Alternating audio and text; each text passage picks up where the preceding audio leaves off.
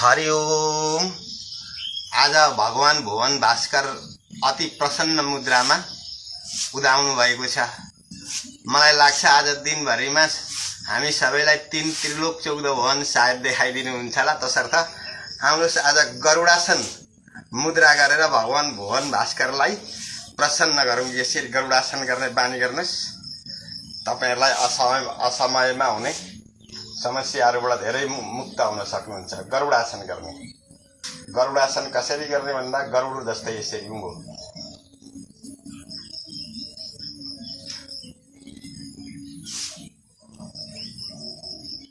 अब अर्कोपट्टि दुईतिरै गर्नु पर्दछ है। हातलाई पनि दुईतिरै दुईटा अलग अलग हुँदछ यसरी।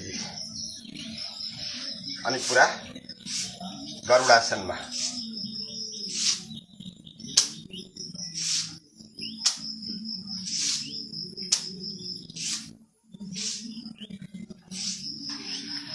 हरिओम।